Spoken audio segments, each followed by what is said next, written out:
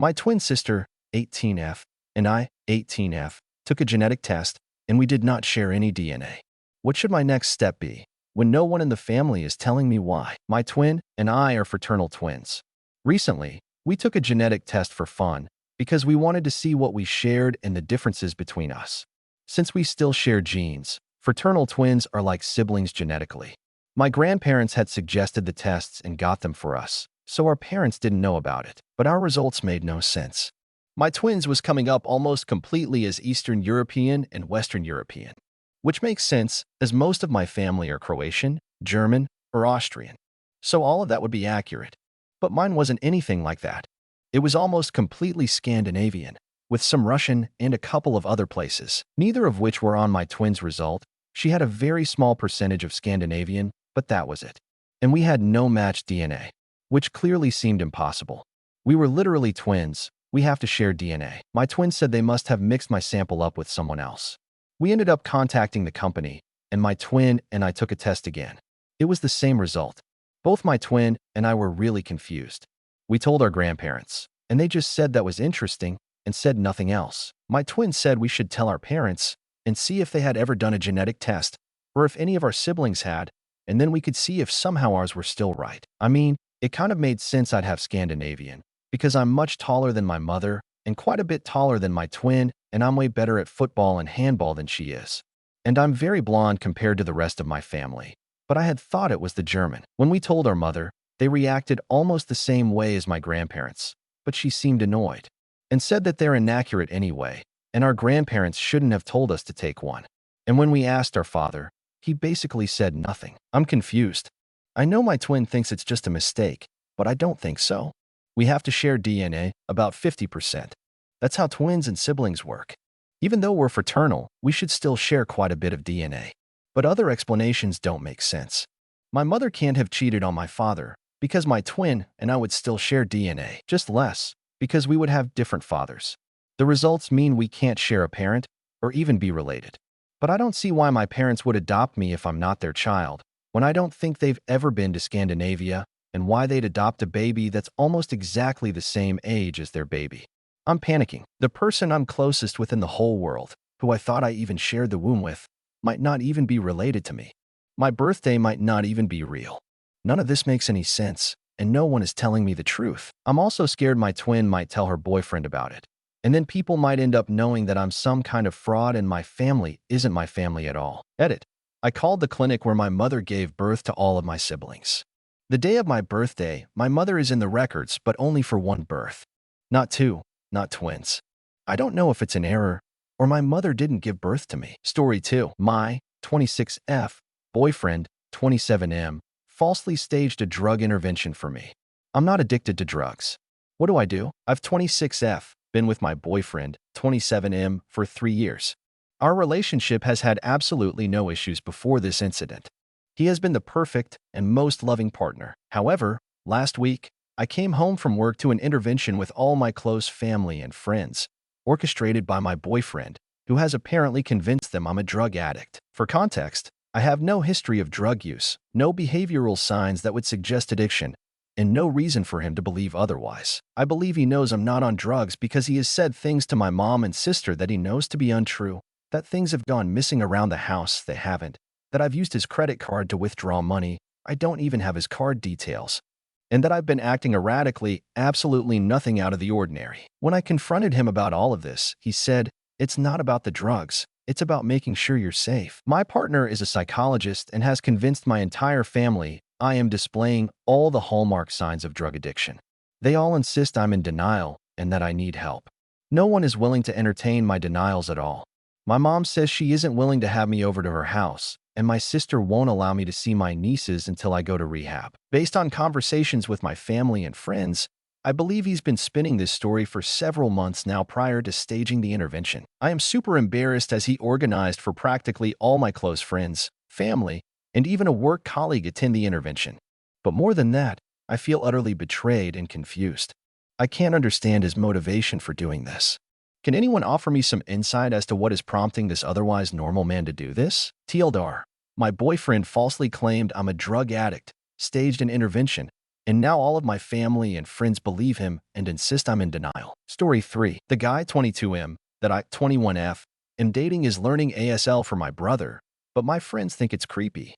How do I proceed with this? Throw away because my regular account has some personal info. Also, fake names are used. I 21F met John 22M in a college class last semester. He's an overall great guy, and he's very respectful and kind. He also has a great sense of humor, and we have lots of similar interests. We've been friends since then, and we've started dating this July. He's the first person I've ever dated in my life. Last September, he met my family when I visited home for my brother's birthday. My brother, Trev, 19M, has been deaf since birth, so my whole family communicates with him either through sign language, Trev's lip reading, but we still just sign as reflex, or through text. During our small celebration at home, it was clear that my parents liked John. He was very charming, funny, and respectful. He even tried to connect with Trev by typing some of his jokes for Trev to read, although my brother could lip read as well. Whenever John would tell a story, either I or my parents would sign for Trev. My parents said that they're happy that I found a sweet and caring guy in John. Of course, I'm glad to hear this. Before we went back, John and Trev had a quick Call of Duty gaming session. For someone with Trev's condition, he is a really talkative guy. LOL, he's very expressive and likes to communicate a lot, especially when gaming. Of course, he couldn't outright trash talk, but he does the closest thing with his hands. So there we were at Trev's room, with John and Trev playing while I was translating for them. I was laughing way too hard because Trev was trying his best to trash talk John, like saying he's weak and trying to say all these expletives, but I'm trying my best to tone it down for John. Meanwhile, I'm also translating John's instructions and strategies for Trev. Also, because this was the first time John met my family, he was saying all these praises to Trev like "good job" or "we can do it better next time." Although I know that deep inside, he also wants to trash talk my brother. The two of them got along pretty well, and they've been having some online gaming sessions since then. 2 weeks ago, John visited home along with me again for my mom's birthday. There, he surprised everyone, including me, by communicating with Trev through ASL.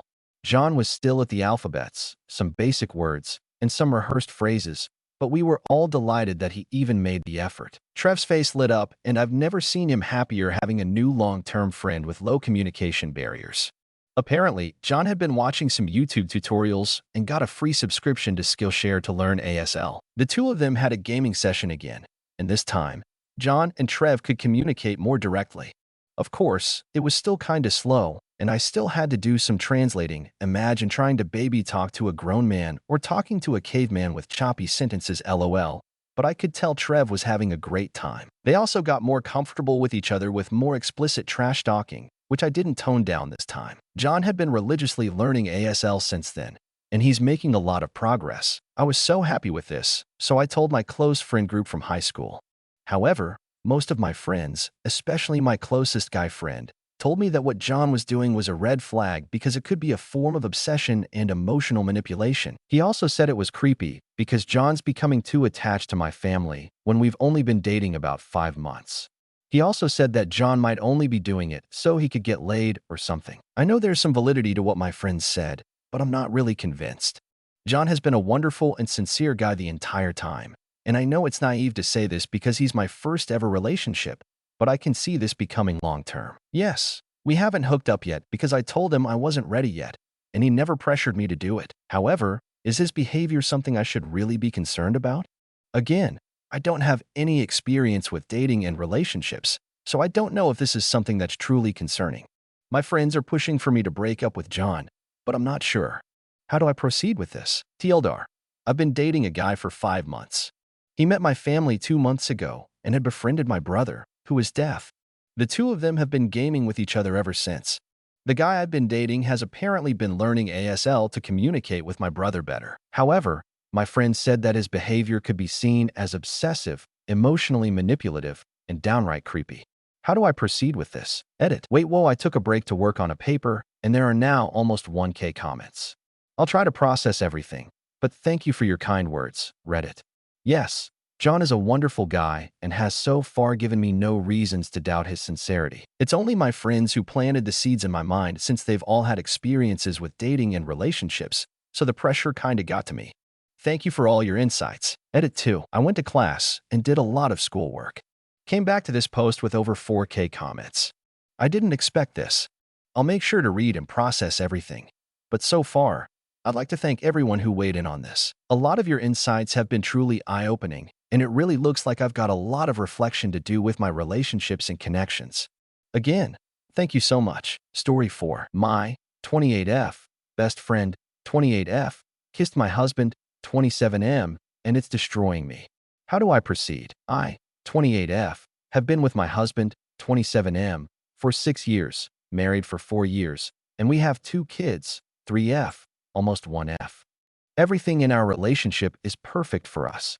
He's the best husband and father to our kids that I could have asked for. I am absolutely in love with him, and his actions and words have always shown me that he feels the same way. There's no better feeling than going to sleep in his arms every night. Last weekend, my husband and I had some friends over, and we were having a barbecue. We were all outside in the backyard, surrounding my husband who was on the grill. As the food got closer to being ready to eat, we all started sitting at our backyard table. Once the food was all ready and at the table, my husband went inside to use the washroom and get another case of beer. I didn't realize that my best friend, 28F, had followed him. When he was coming back out, my best friend hid behind the wall separating our kitchen and living room and surprised him by pulling him and forcing a kiss. My husband immediately pushed her back and yelled WTF. She immediately started crying and ran out of the house and left. My husband came back into the backyard and asked to speak to me privately and immediately told me what had just happened. I was shocked and told him that it would be okay and that we could talk after everyone else left. I managed to put on appearances for the next couple of hours, but I was mentally distraught. After everyone left, my husband sat me down and told me what happened and showed me the footage from our living room camera. It was exactly as my husband has described it. My best friend of 10 years, the person who I treated as my literal sister, forcibly kissed my husband. After the 3rd date with my husband, she was the one I told that I was going to marry him. She knows how much I love him and how strong our relationship is, and still she chose to try to come in the middle. For fuck's sake, our 3-year-old calls her auntie. My best friend tried showing up the next day just to talk, and my husband had to hold me back from beating the shit out of her, and he kicked her out and told her to not come back. It's been almost a week now, and I'm nowhere close to moving on. I don't blame my husband one bit. He's completely innocent in this, and if anything, he's the victim. I've been lying down on my husband's chest and just crying every day and night. I'm so angry and frustrated and don't know what to do.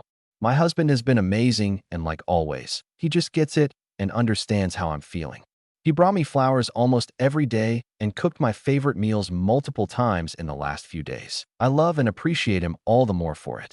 I just don't know how I'm going to move on and trust any of my friends again after this.